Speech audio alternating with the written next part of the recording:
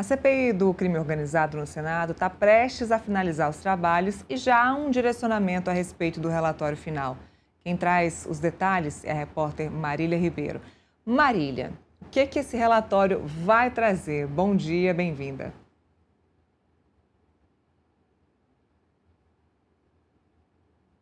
Neila, Banco Master. Bom dia a você, ao Felipe, a todos que estão na nossa companhia. Antes da gente se aprofundar aí na CPI do crime organizado, Neila, eu estou aqui no Senado Federal, onde acontece também uma sessão da CPMI do INSS. Vocês já chegaram a comentar sobre ela e principalmente, sobre essa prorrogação que o ministro André Mendonça, do Supremo Tribunal Federal, mandou que Davi Alcolumbre pudesse fazer nessa comissão. Acontece, Neila, que existe aqui um certo impasse quanto ao horário dessa prorrogação. Porque o que aconteceu? O ministro André Mendonça, ele deu ali o prazo de 48 horas para que Davi Alcolumbre pudesse fazer a leitura do requerimento em uma sessão do Congresso Nacional. Isso não aconteceu até o momento. Então, o que está acontecendo aqui dentro do Senado Federal, né? Existe ali uma certa intransigência em relação à questão do horário dessas 48 horas, quando é que ele termina. Ali, a oposição diz que ele terminou às 10h18 da manhã desta quinta-feira. Já a base do governo afirma que ele finaliza apenas às 18h20, às 6 da tarde, 6h20 da tarde, ele deve ser finalizado. Então, existe aí uma certa divergência em relação a este horário.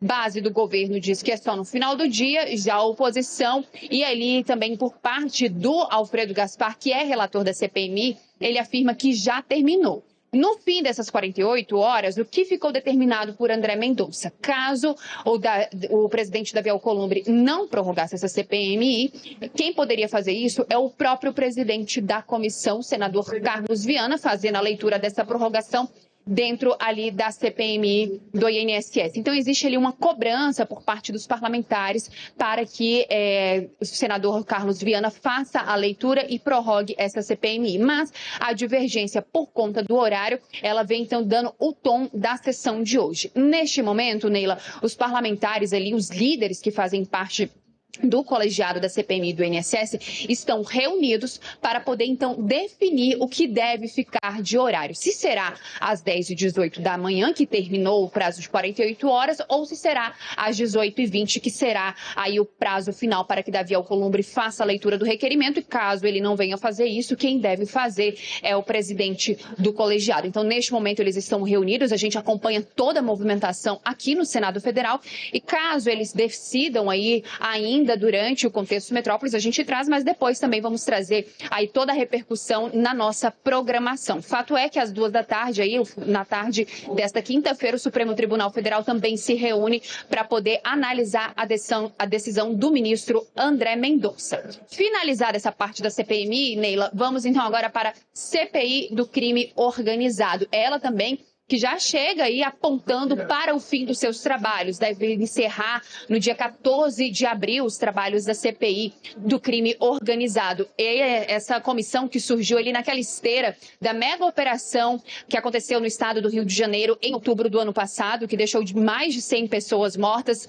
E aí, então, foi criada essa CPI do crime organizado, que recebe, então, a relatoria do senador sergipano Alessandro Vieira. E ele já adiantou, Neila, o que deve vir no seu relatório final, que vai ser apresentado agora em abril. E ele indicou aqui para nossa reportagem que ele deve sim colocar o Banco Master na mira do seu relatório. De acordo, então, com o senador Alessandro Vieira, o documento ele deve apontar a atuação da instituição de Daniel Vorcaro como um duto de lavagem de dinheiro e cooptação de agentes públicos. De acordo com Alessandro Vieira, essa é a linha que a comissão vai seguir em conformidade com o plano de trabalho que foi aprovado no início dos trabalhos. A CPI ela acabou aí concentrando seus esforços no Banco Master na volta dos trabalhos que aconteceu agora no começo de fevereiro aqui no Legislativo, não apenas a CPI do crime organizado, mas a gente pôde acompanhar também aqui no Contexto Metrópolis que outras comissões que já estavam instaladas colocaram então ali todos os seus esforços em relação ao Banco Master. E com isso, o senador Alessandro Vieira afirmou que sim, o Banco Master, do banqueiro Daniel Vorcaro, que está preso aqui em Brasília na Superintendência da Polícia Federal, deve ser apontado em seu relatório final, que vai ser apresentado, então, no mês de abril. Importante destacar que, tradicionalmente, as comissões parlamentares de inquérito, elas apresentam aí as suas sugestões e mudanças legislativas e pedidos de indiciamento. De acordo com aliados do senador Alessandro Vieira, tanto os indiciamentos quanto as propostas ainda estão em fase de definição. Como eu disse, os trabalhos se encerram ali no dia 14 de abril. Nessa data, Neila, a gente destaca aqui que nessa data o relatório ele já deve ser aprovado. Então, antes disso, a gente já deve conhecer o relatório do senador Alessandro Vieira. Neila e Felipe. Muito bem, Marília, muito obrigada pelas informações. Qualquer novidade aí na CPMI e do INSS, por favor, nos chame. Felipe, falando primeiramente sobre a questão do horário lá da CPMI e do INSS, pouco importa essa questão do horário agora. Veja bem, se o presidente da comissão, o Carlos Viana, ler a ata agora, ler o documento agora lá na CPMI, prorrogando essa CPMI por 60 dias, conforme havia determinado o ministro André Mendonça, às 14h, o plenário da Suprema Corte vai acabar decidindo sobre esse assunto. Começa às 14h, vai até o final da tarde, muito provavelmente essa sessão plenária. Então, hoje à tarde, o STF decide o assunto. Se o STF decidir por encerrar a CPMI, nada vai valer dessa leitura do documento, da ata e do Carlos Viana para prorrogar a CPMI por mais 60 dias. Então, se o horário termina às 10 da manhã ou se o horário termina às 6 da manhã, isso agora pouco importa. O que importa agora é o que vai ficar definido pelo Supremo Tribunal Federal. E é claro que o Supremo Tribunal Federal, a gente sabe que tem duas alas ali dentro.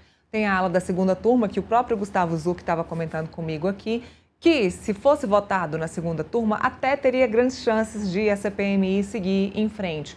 Agora, como foi enviada para o plenário, tem uma outra ala da Suprema Corte, que é a ala mais pop, a ala mais popular, né, dos ministros que são mais conhecidos, a ala mais fortalecida, digamos assim, que tem o ministro Gilmar Mendes, o ministro Alexandre de Moraes, Dias Toffoli, que certamente vai votar para o encerramento da CPMI e do INSS com o entendimento de que isso é colocar o dedo numa questão do Congresso Nacional, ou seja, quem tem que definir isso é Davi Alcolumbre e não o Supremo Tribunal Federal.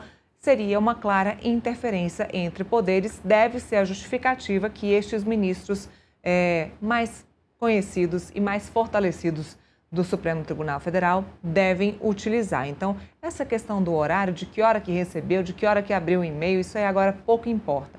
Vai importar a decisão da Suprema Corte hoje. A partir disso, a gente vai entender várias coisas.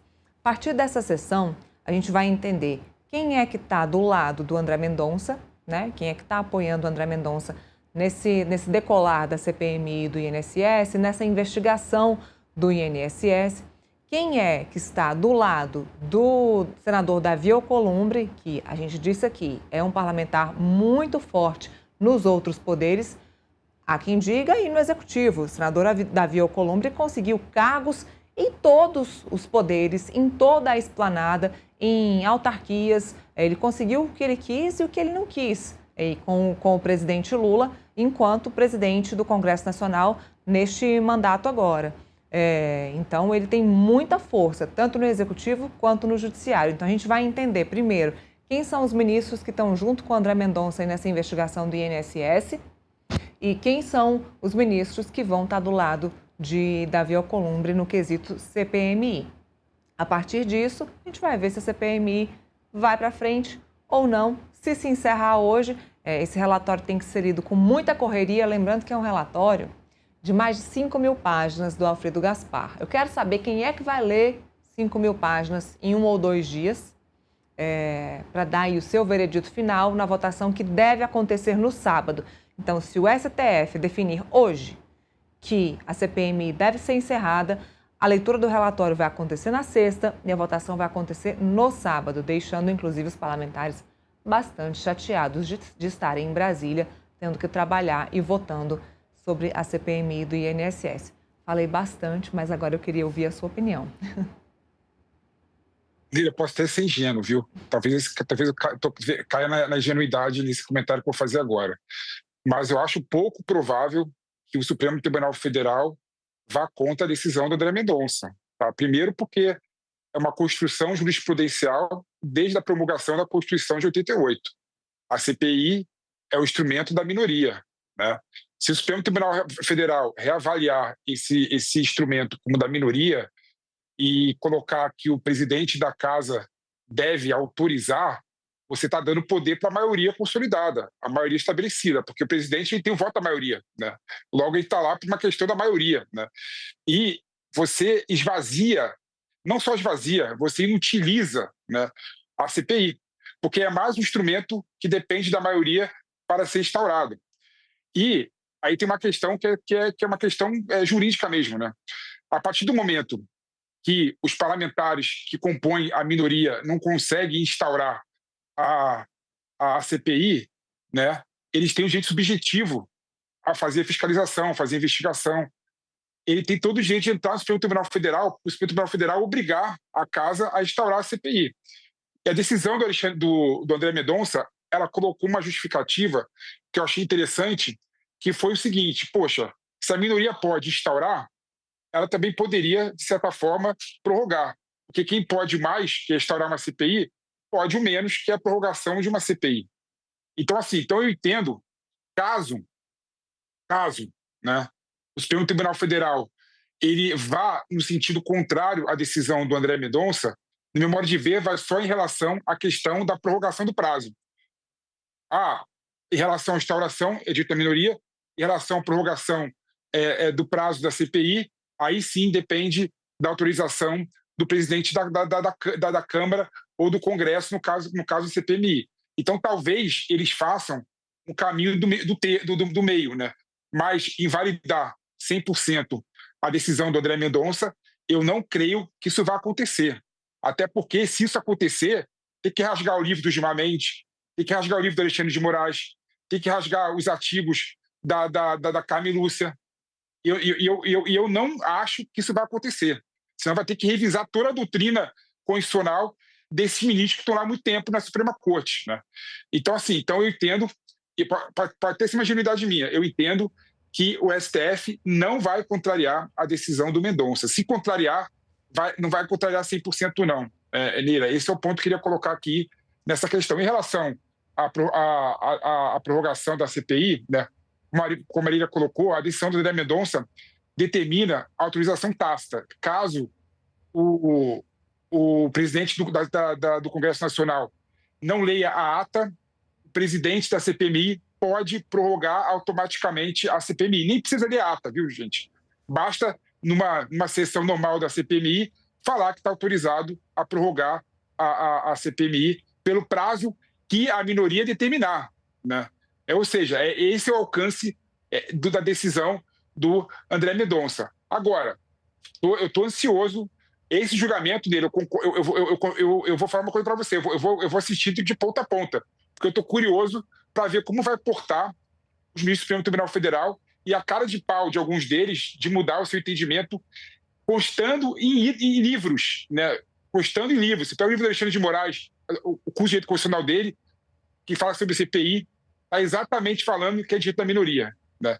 Ou seja, se ele mudar o entendimento dele, vai ser uma cara de pau absurda. E tem um ponto que pouca gente está falando, né?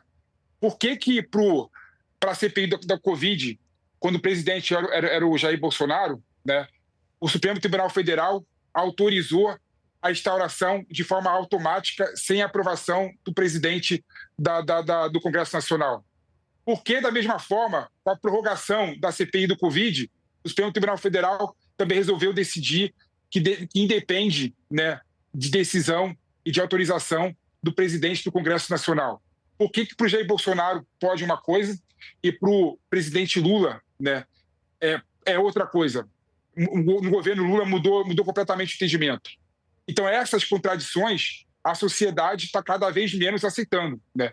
E o Supremo Tribunal Federal deve respeito e deve, sim, responder aos anseios da sociedade em relação ao aspecto, do mínimo, da não contradição das suas decisões. Assim como você, eu também estou bem curiosa para assistir. Eu também vou assistir essa sessão hoje de ponta a ponta para entender, porque a gente já falou aqui várias vezes. Já tem entendimento no Supremo Tribunal Federal sobre isso, já há jurisprudência. Então, assim como você disse, eu vou ver se os ministros vão ter a cara de pau de mudar o entendimento de cada um deles sobre o que diz respeito às CPMIs. Vou pedir para a produção ficar ligada na CPMI do INSS. Se houver qualquer declaração, manifestação aí do presidente Carlos Viana, vocês nos avisem aqui que a gente vai debater esse assunto. E já já a gente volta para falar mais sobre isso.